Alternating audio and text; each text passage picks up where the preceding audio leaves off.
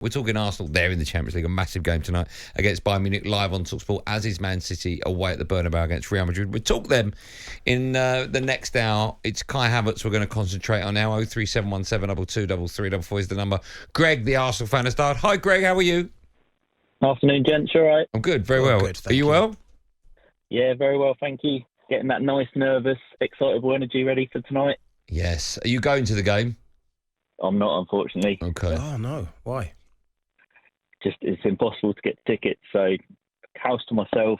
Oh, in that's the nice. living room. Are you going to alone. have... I mean, obviously, it goes without saying that everyone will be listening to talkSPORT. That's a gimme. Are you going to... On top of that, are you going to have an iPad up and the telly on? How are you coping with it? No, it's the straight TV. Just Arsenal tonight? Just Arsenal. Okay. Don't care about nothing else on the outside world. Okay, fair enough. What's your view on all things Kai Havertz?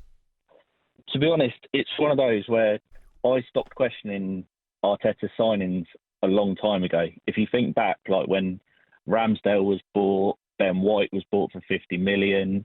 Who was the other one, the big signing? Timber? No, not Timber. Kai Havertz? Sorry, I've forgotten. Declan Rice? But no, definitely not question Jesus? Declan Rice. Definitely not question Jesus. Like, but if you think, like, at David the beginning, Raya? everyone was questioning David Raya. That was the other one. Okay. We got there. Went through the whole transfer list there for you, Greg. Thanks for the assist. No, do you know what? Like all of these signings that he made, everyone was questioning. Oh, why are they doing this? Why are they doing that? Why are they spending this on that? And all of them have always been an improvement on what he already had.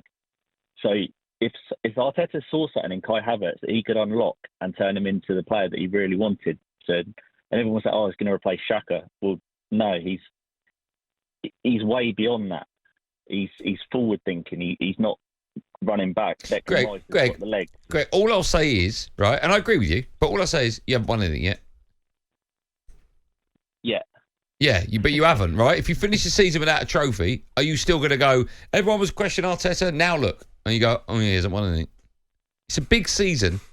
Massive. It is a big season, but what more could you have asked for? Trophy? Going from 8th to 5th to 2nd to now top in a 3-horse race and in the Champions League for the first time in 7 years. Yes, and we're in the quarterfinals. Yes, you're right, but you're 8 to 5th, you should have got 4th, and you're 2nd, you should have got 1st. Yeah, and now look what the team's doing. That naivety, going back to the City game when we lost 4-1 last season, we went there, strict plan, this is what we're doing, this is how we're not going to get exposed and go toe-to-toe, so we're going to get something out of this game. Arteta's evolving like probably nothing we've ever seen from a young manager. I don't think you can name another one that came in as his first job and has done what he's done to evolve to now take on Pep and Klopp, who are absolutely bosses. But he hasn't done anything yet, Greg. Well, he's top of the league. Yeah, but you don't get a trophy in April. No, you don't. But you also don't get one. Sorry. He's putting himself. What more can he do? Look, literally, what more can he do? Win a trophy. Yeah, the trophy's not finished yet. No, I know, but what I'm saying is we can't laud him up and say what a breath of fresh air. He's unbelievable. He's challenging. You can't say challenging Klopp and Pep yet, right? So it's a good season, right? Good season. So far, it's been a good season. For it. Okay, so what would you take away from this season from him? Well, you've got to wait for starters. You've got to wait till the season's finished and then see what they've won and what they've not won, and then you judge him by that. But at the moment, there's still a lot of games to play. So yes, at the moment he's doing well. He's in a great position, but until his team lifts that trophy, either the league or the Champions League, then we can't judge him yet. Not yet. Let's speak to Jamie. He's up next, also an Arsenal fan. Hi, Jamie.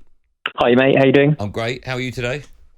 Good. Bit excited nerves. I think, I've still got the lingering memories of the 10-2 last time we played them. So yeah, I'm going into it confident, but yeah, I've still got that in the back of my mind. Okay. I don't think that's going to happen tonight. I do fancy you actually to win over 2 ties. But go on, what would you like to say, Jay?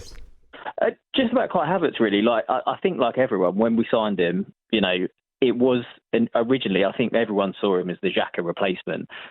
But when he first started out and we started kind of experimenting with him, I think in the Community Shield he played really, really well because he was kind of that focal point up front to kind of deal with the press, and he was really, really good. But after that, obviously he started playing him in the A, and he was kind of experimenting a little bit. So I was genuinely, until about 2 months ago, still a little bit unsure about where he fit in.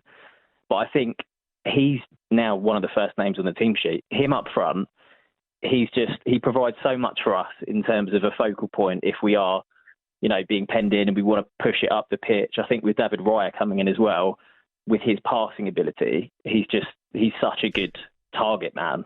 But he's great with his feet as well. Yeah. Do you think now that Arsenal have found the position for him, hence why you see the rewards and the numbers of goals, and he's chipping in with assists and bringing players in, do you think this is now his perfect position for Arsenal? Yeah, 100%. I think I think as an 8, I don't know if he necessarily works. I think him being up front, his little runs that he makes into the channels, and his link-up play is fantastic. And I think the fact that we've got Jorginho coming in, which I think has definitely got under the radar a little bit because he wasn't the marquee signing at in the January transfer window last year, but him coming in, Rice moving into the 6, and giving Havertz that ability up front, I think has just really helped everyone. I think once Martinelli comes back into the team as well, I think it's just going to hopefully all click. Okay. When you said you think he's the first name or one of the first names on the team sheet, above Odegaard? No. Okay, hold on. I've got a list. Hold on. Above Rice? No. Okay. Rice, Above Rice Saka? No, Saka's there as well. Above either your centre halves? No. Above David Raya? Yeah, it's all right. Ramsdale can come in for him. He's all right. Oh, okay. So he's like the 7th name on the team. Yeah. Well, he's one of. I know what you mean. I'm just being facetious. What will the score be tonight, Jay? I'm gonna go 2-0. 2-0. Okay. There you go. Jamie doesn't think Arsenal will score. talkSPORT Drive with Andy Goldstein. Monday to Friday afternoon from 4 on AM, on DAB, via the talkSPORT app and on your smart speaker. talkSPORT.